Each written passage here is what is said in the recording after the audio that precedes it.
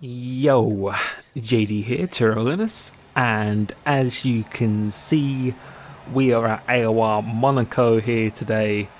And last race, as you could see, had a little bit of, well, you could say bad luck, or you could say it's my own fault. But we had a puncture after driving really well. Did quite a good qualifying lap. Drove very solid throughout the race. And to be honest, this season I felt like I've been driving pretty good throughout the season, apart from Bahrain. I just really don't enjoy the track. But for the rest of the races, I feel like I've driven pretty well and really liking this car. And we're coming here now to Monaco. This race, I think I jumped on an hour before before the race. I literally did no practice for this one. It's probably the least amount of practice I did. But for some reason, Monaco, on previous F1 games, I've just always seemed to have good pace. It seems to be a track that I just have pace on compared to other tracks as well, because I just really like the challenge of it, and I just really like that you always have to be 100% committed, because if you just drive a little bit cautiously, then you actually make more mistakes when you're just a little bit too cautious. And on this lap, we're going for everything at the moment. In the qualifying practice we did, the best time I've seen someone do on the controller is 11.7, and we did a couple of 9s in the session beforehand. We were struggling quite a bit to get used to the track, and the race pace, we just kept on crashing all the time. I think we only did 3 sessions before this race, and but I felt like everything was coming together at the right time, and we've done a 12.1, which is a banker, which didn't feel like a good lap. And this lap here left quite a lot of room on the table on turn 1, and we didn't really go on the curb at all, and a couple of little mistakes. And on that last corner as well, I'm turning a little bit too late. Coming up to the line now, I've done a 12.0, which on the controller is pretty respectable time. It's a pretty good time. Anything, a low 12 or even a high 11 is a very good time on the controller. But you can see next lap we just crashed our car, and we were actually, I think, about 2 tenths up on that lap as well. So it could have been on for an 8 or something like that, which would have put us in about fifth place with it. I don't know, let's look at it here. I think about 5th place, if I can read that properly on my screen. And everyone ahead of us is on the wheel, so we're the highest pad runner at the moment. We beat a couple of wheel users as well. So this track, for some reason, just seems to just be kind to me quite a lot, to be honest, because it's a track where you just have to attack all the time. You can't really afford to just pace yourself around here. You've really got to attack it and just hope you don't hit the wall. And that's what's really helped me around here in the past. So you can see 2 lights, 3 lights, 4 lights, 5 lights. And the way we go now, we get quite a good start. So starting in 7th place in this Monaco Grand Prix. So after finishing outside the point, I've only been in the points once this season, I think, and that was the second at Australia, if I can remember that correctly. So we really want to get some points just for ourselves, as we're almost hitting Lucky Dogger, so leaving some room on the outside of him. And we managed to maintain our position, which is exactly what we wanted to do. And now this track has not really too many opportunities to overtake, which we have, but we have seen it before in previous seasons and previous games as well.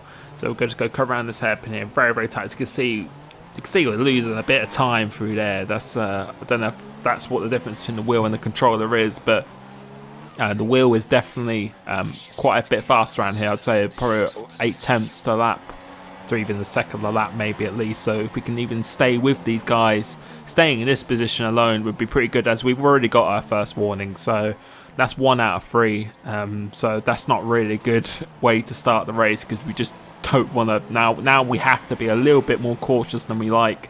As you can see, I make a little bit of contact with Raikkonen as we're going around the hairpin and checking to see if we've got any damage.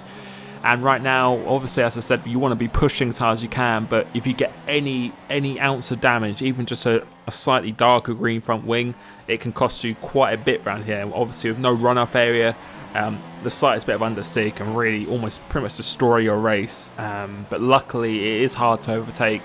So as long as you get good traction off the corners, as we contact with Raikkonen once again, and lap 3, we're actually keeping up with the guys ahead of us. So we're keeping up with the guy. The guy's in 4th place. As I say, that next lap, looks like they've gone out Strees, and whoever else is ahead of him have moved on a little bit behind Raikkonen, and I think he's struggling a bit as well, because like myself, I don't think he did too much practice for this race. So we're trying to just hound him as much as possible. Obviously, unless he makes a huge mistake, it's going to be very, very difficult to overtake. Even though the slipstream is pretty powerful in this game around here, it's going to be pretty difficult. So we're just going to try and put him under much pressure as possible. As all you can do is just basically just try and push him around the track. And if you can do that, then we've got a chance. So this has actually got a little bit of wheel spin here. So this could be our chance. Getting the DRS, rich mix as well. Using 11 wings for this race, so we'll go force him to take a tight line up here. So we'll go get a better exit coming off the hill, and this is going to be our only chance to actually overtake. So we have just got to stick it in. It's now or never now, and we're going to outbrake him, going around the outside at top of the hill, trying to keep it for the inside for the next right-hander, trying to not avoid any contact. Both of us doing extremely well here. So whoever goes latest on the brakes here, and we've managed to get a move done up the top of the hill, and that was one of the best moves that I've done. I think I uploaded a video on it last week. Major respect for ARR Raikkonen there. That's, you can't just do that with anyone. You've got to do that with someone who you fully trust. And the wheel-to-wheel spatial awareness there was pretty insane. So that has now unleashed us up into 6th place. There's a few people I think are pitted behind us. And we've now got Martin a little bit of a distance behind us, and our pace is looking really good this race. So no damage, no further warnings at the moment. The wheel guys, I think a couple of them are pitted in front of us. But yeah, they've managed to go off to distance now. So you can see Streets is quite a bit away ahead. But I think Martin's actually pitted behind us. And we weren't really too sure on the strategy. I was thinking it's going to be a one-stop. So we're just going to pit a lap later than him, go on the soft tyre just to make sure we get to the end of the race. And now it's quite crucial to get a pit stop. I had no idea that the undercut around here was very, very powerful, because my tyres still felt pretty good. I was still lapping reasonably well at this point. So we're going to go on the soft tyre, yellow wall tyre, and we're going to see where Martin is, because I don't know where he is at the moment. And you can see a couple of guys, the wheel guys, have gone past us now. Some people decided to stay out, burn out F1. And now that's Martin coming down the pit straight now. So we've got to get a really good exit up here, which is a very, very difficult pit exit to come off, because you can really easily get warning here. Now he's right behind, so he's gained about 2 and a bit seconds. That undercut was huge, and we thinking about going down the inside, but as I said, it's a huge risk around here. So luckily we've got a lap fresher tyres, no damage currently at the moment, and that undercut was huge. We had quite a good in lap as well, so I was very surprised that he managed to get that much time gain on us. But luckily we've got the track position, which is pretty much everything around here. If you have the track position, as long as you keep your head and don't bottle it, then you should be doing pretty well to the end of the race here. So I think we're going to stay on board. And at this point, I was driving really, really well, driving really consistent, driving, just pushing very hard, hitting that curb, using that curb to drag the car around, getting really good traction off here. So as I said, I was using 11 wings, which is working really, really well around here. You can see we're putting out a little bit of a gap already. So for this section, this seems to be my favourite section on the game. On this track at least. I really, really like going through here. So going around here now, coming to the last corner, get a really good launch off this, which we managed to do up into rich mix. You can see the traction we get is really, really good. And moving on to lap 15 now, the gap has stayed pretty much the same between myself and Martin, with Burnout still staying out, and we a little bit of adjust on the steering there. So just that's all it can take. If you go a little bit onto that curb, or if we touch the inside that barrier, we could have got damaged because it spun round. Those margins are absolutely everything. But we've got a little bit of wheel spin coming up here. This is in lap 16, and now Martin has got a really good overtaking opportunity. So we're going to go half to middle of the track, just trying to turn, but braking super, super late through here. So just trying to not completely shut the door on him, because otherwise you get a bad exit, but braking super, super late, which have got quite good brakes for this track, putting them a little bit higher than usual. And now we're behind Burnout, which is not a lapped car. He's actually just stayed out on the super soft tyre as well, so just for steering once again. And now he's holding us up quite badly, so we need to get past him, come up here, because Martin could easily launch an attack on us. So he seems to get quite a poor exit coming up here, and with the better tyre wear we've got as well, this should be quite an easy pass. And yellow flag, so luckily we just overtook him just before the yellow flag. So we're going to go down into the chicane here, nailing that, getting a good exit up here, and now try and put some space between myself and Martin. Hopefully he can hold him up just a little bit. There's someone has gone off. I don't know who that was, but now we're going to the last sector now, and I think so we hit the wall and we actually get a little bit of damage there. So you can see that green that green part of the wing. That may not look like much, but believe me, that definitely costs you a couple of attempts of that. So that's not really what we needed right now. as we've got a little bit of a gap to Martin, but we're going to skip ahead to lap 22. And as I said, the gap has pretty much stayed the same. Exactly, hasn't really changed at all. So we're hitting the wall once again and hitting the wall again. So just doing pin and again. So we're just doing pinball at the moment. Let's check to see if we got any damage. I think that's probably what I will be checking coming on to the, and we think that is double green now. So I've damaged both parts of my wing at the moment. So that's not too good, but that's not the end of the world. The last thing you really want is a yellow wing and obviously a red wing. But we'll go try and avoid yellow, and I think Martin's got a little bit of damage as well.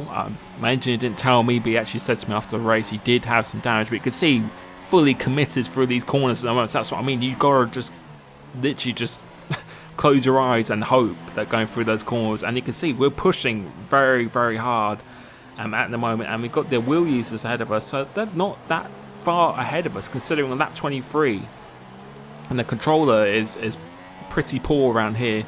I think we've got engine wear as well, but Martin looks like he's going to go for another move again. Think about going into the track. He's going to go for a move down the inside, a little bit of contact which pushes us off the track, and that's a penalty because we were trying to not squeeze him on the inside, so we didn't really have any other option to go. He wasn't alongside us, so we didn't let him go back through because there's contact as well. So that is not helping us now because we've got a 3 second and we've just hit the wall. So I don't know if that's given us damage, and that's what I was thinking of right now. I was thinking, please do not have any yellow wing damage. We'll go check, and we've got yellow wing damage on the right hand side. So that is not what we need, and we've got a penalty. So I was assuming that he wouldn't have a penalty. So now we would have to actually build a 3 second gap possibly in order to maintain the 6th place, because I really wanted to keep this 6th place, because having the 6th round here, being the top pad runner and being this close to the wheel users, so I don't know what's happened to Strees and I think Alonso in front of him. I don't know what's happened to them, and I thought they had major damage. I thought possibly 4th place was up for grabs. As you can see the lead, I think Finn is coming just onto the straight before the tunnel now, so I was really surprised by this, and maybe the controller is a lot better than the race than I thought it was, but we could potentially get a 4th place here, and that would be like a race win for me around here. But even if I just maintain this 6th place, I'd be really happy of that. As you can see, Martin's actually dropping off now as well, so I don't know if he's had any damage, more damage as well. But now we're just focusing on Streets ahead of us and just trying to possibly build 3 seconds, because we've got that fresher tyre wear as well. If we can just hold off as we just hit the wall again, and you can see the understeer, we've got quite a bit of understeer going through there now. As you can see, yellow wing, I'm just confirmed, but the tyres are still in relatively good condition. But if we could build that 3 second gap, then that's what we would want at the moment, just to possibly build that. But coming on to complete 30 laps of the race now, and then we'll actually go skip on to the last lap, because I think Strees and Alonso sorted themselves out. Made a manage to pull away again. Martin's actually close up on us again, because I think we have double yellow wing now, so I think we had even more damage. Missing that apex for the first course, we could have gone the curb a little bit more, but it looks like he's not going to be close enough. So this is the last lap between myself and Martin, so again the repeat of the Melbourne season 1 of this season, and we managed to hold him off there, so we've got to do the same once again. But luckily there shouldn't be really many opportunities for him to pass. The only opportunities really go be in the swimming pool section, so he's not close enough coming into the hairpin as we go a little bit out wide. So you can see in the left mirror he's all over us at the moment, so now we've got to get a really good exit off here. So just really nailing the apex there, really getting a good exit. That was pretty much perfect going through that corner there. And as you can see, he's not close enough. There's no way that he's going to try and move down here, but I can see his arrow. He's actually going to go for a move, so we've got to let him go down. We almost struggled to make that corner ourselves, and it looks like he's got to give us back the position because he went completely off the track there. So fair play to him. Obviously he couldn't really keep that position, and Flying Finn finishes the race.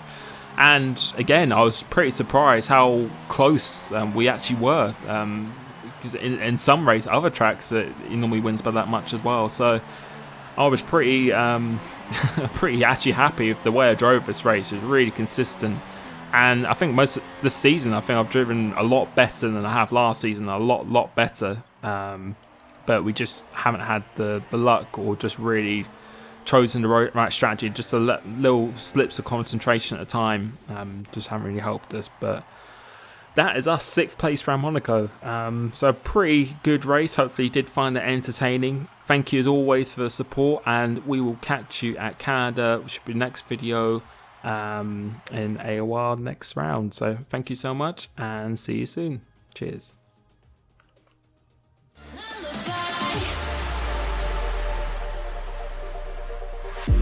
He left his mark and scarred my soul.